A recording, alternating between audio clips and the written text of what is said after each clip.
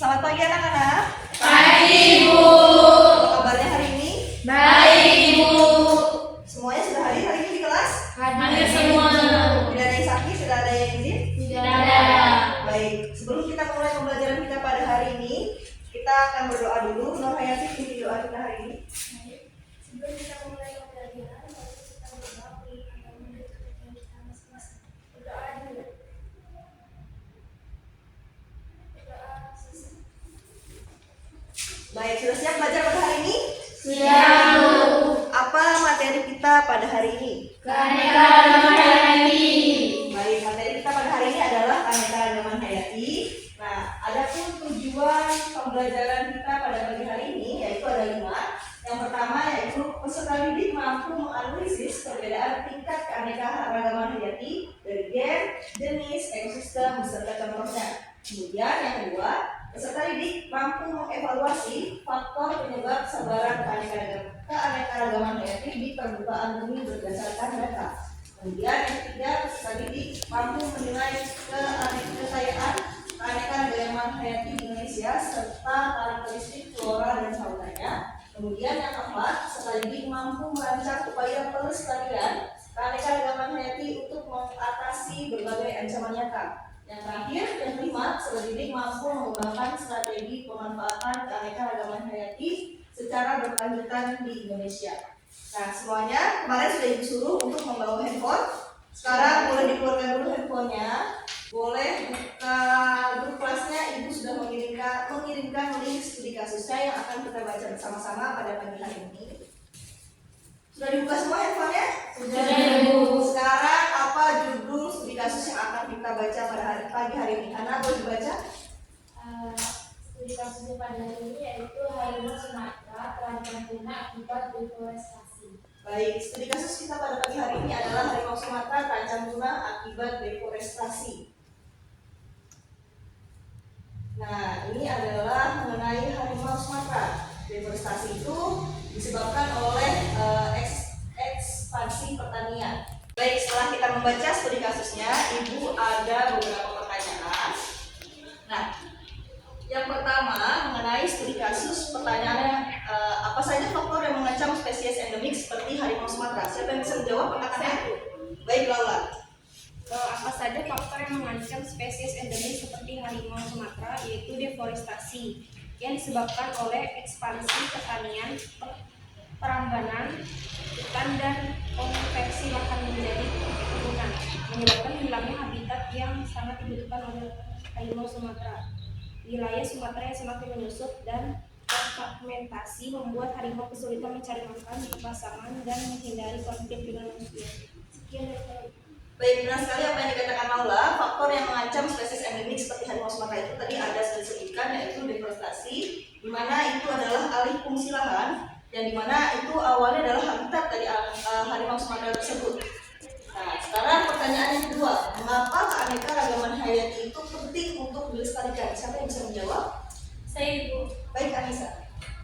Jadi mengapa keanekaragaman hayati penting dilestarikan? Yaitu keanekaragaman hayati penting dilestarikan karena merupakan fondasi bagi kehidupan di bumi, berperan dalam menjaga keseimbangan iklim dan lingkungan. Baik, terima kasih Anissa atas jawabannya. Benar sekali yang dikatakan Anissa, keanekaragaman hayati itu penting sekali untuk dilestarikan karena untuk menjaga keseimbangan ekosistem yang ada di alam ini.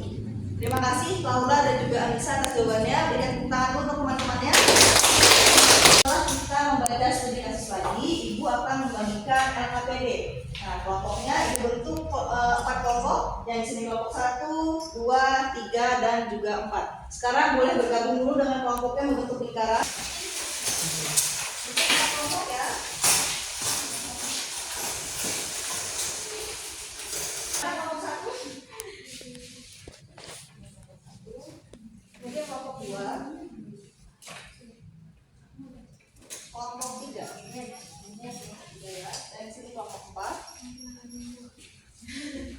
Sekarang semuanya bisa lihat ke depan dulu. Ibu akan membacakan langkah kerjanya.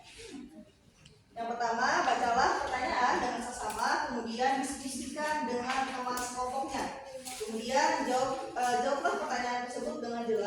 dan sertakan data atau contoh jika diminta.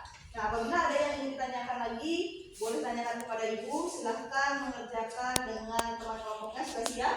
Sudah, Bu. Baik, 10 menit dari sekarang dikerjakan dengan teman kelompoknya.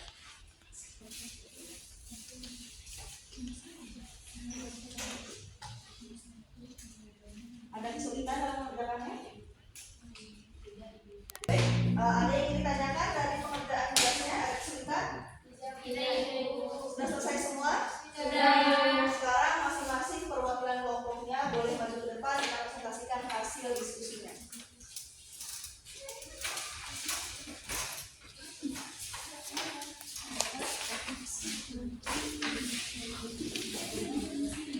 Kelompok 1 gimana? Sekarang mulai dari kelompok 1, bacakan hasil dari kerja kelompok. Baik, di sini saya akan menjawab pertanyaan dari nomor 1. Jelaskan perbedaan antara keanekaragaman gen, jenis, dan ekosistem, dan berikan masing-masing satu contoh dari lingkungan sekitar kamu. Yang pertama ada keanekaragaman gen, yaitu variasi genetik di dalam populasi atau spesies yang sama. Ini berarti adanya perbedaan dalam susunan genetik atau DNA individu-individu dalam satu spesies. Contohnya di Palangkaraya yaitu variasi warna pada bunga-bunga yang ada di Taman Kota Palangkaraya misalnya. Yang kedua ada keanekaragaman gen, yaitu variasi jenis atau spesies makhluk hidup yang ada dalam satu ekosistem. Yang contohnya yaitu berarti jenis burung yang hidup di hutan Kota Palangkaraya. Misalnya ada burung kutil, burung jalak, dan burung hantu. Kelompok 4 silakan presentasikan hasil kerja kelompoknya. Yang pertama, identifikasi suatu ancaman terhadap keanekaragaman hayati di daerah Laut. Ancam suatu bentuk upaya pelestarian yang dilakukan oleh sekolah atau masyarakat. Terima kasih kepada kelompok yang telah perwakilan kelompok yang telah maju. Teman-teman yang lainnya berikan tepuk tangan dulu untuk kelompok. Sekarang boleh kembali ke tempat duduknya masing-masing dan kursinya dikembalikan lagi ke tempat semua. Ada di depan dulu semuanya. Baik, tadi dari hasil LKPD-nya, adakah yang ingin bertanya mengenai soalnya? Sudah paham semua? Untuk memperkuat materi kita pada hari ini yaitu keanekaragaman hayati, akan Ibu tambahkan sedikit penjelasan mengenai materinya. Jadi keanekaragaman hayati itu adalah keanekaragaman organisme yang menunjukkan keseluruhan atau totalitas variasi gen, jenis, dan juga ekosistem pada suatu daerah. Keanekaragaman tersebut saling berhubungan satu sama lain sehingga tidak bisa dipisahkan antara satu dan yang lainnya.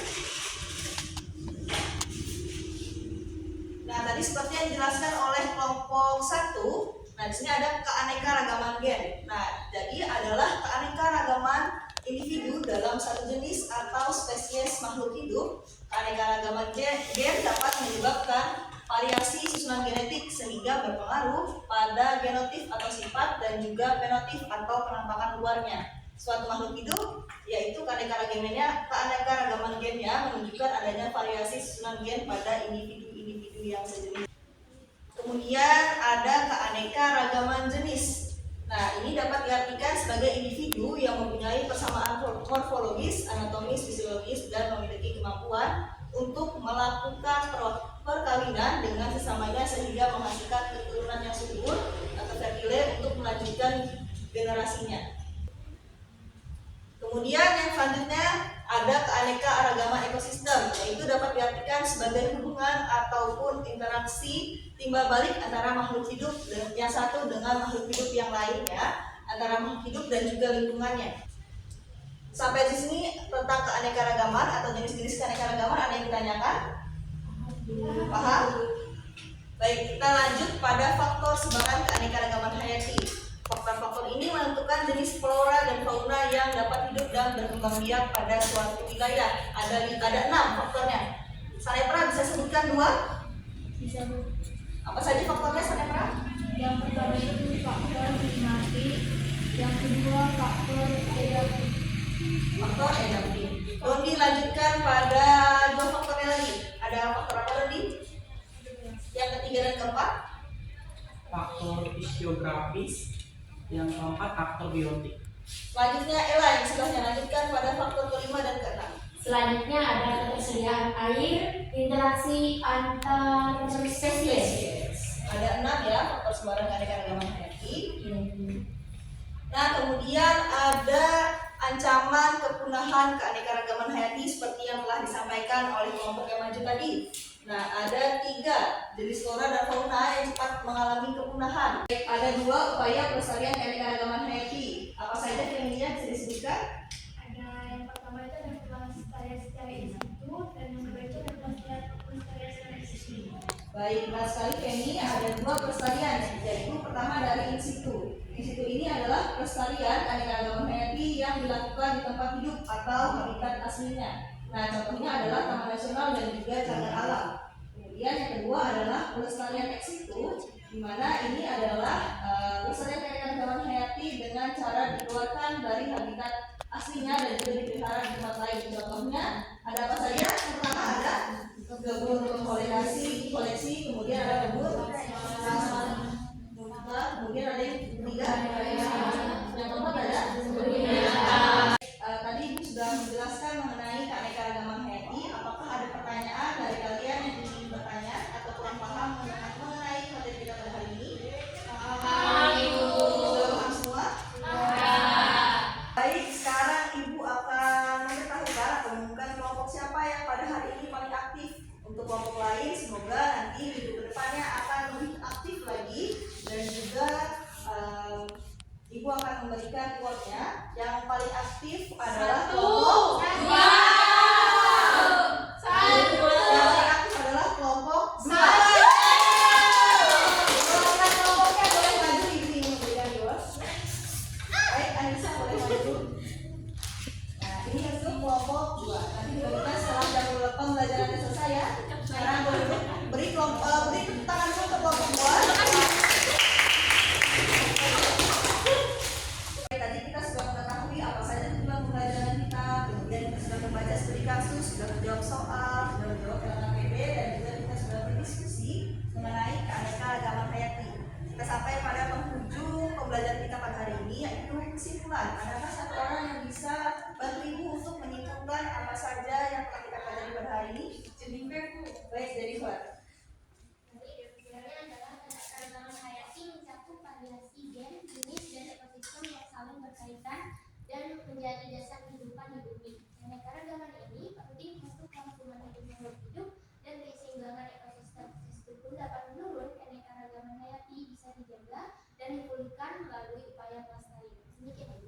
Baik, terima kasih Jennifer. Benar sekali apa yang dikatakan oleh Jennifer, yaitu keanekaragaman hayati ini mencakup antara variasi gen, jenis, dan juga ekosistem yang saling berkaitan di muka bumi ini. Dan itu harus dijaga dan juga dilestarikan. Berikan tepuk tangan untuk Jennifer. Nah, karena kita sudah mengawalinya dengan doa, maka kita akan tutup dulu pembelajaran kita dengan doa. Anggi, boleh bantu kita berdoa pada hari ini? Baik teman-teman, sebelum kita mengakhiri pembelajaran kita pada hari ini, marilah kita berdoa menurut agama dan kepercayaan masing-masing. Berdoa dimulai. Berdoa selesai. Baik, terima kasih Anggi karena sudah membantu Ibu untuk menutup pembelajaran kita pada hari ini dengan doa. Semoga apa yang kita pelajari hari ini bermanfaat untuk kita semua. Akhir kata, Ibu akhiri pembelajaran kita. Wassalamualaikum warahmatullahi wabarakatuh. Selamat pagi. Pagi, Bu.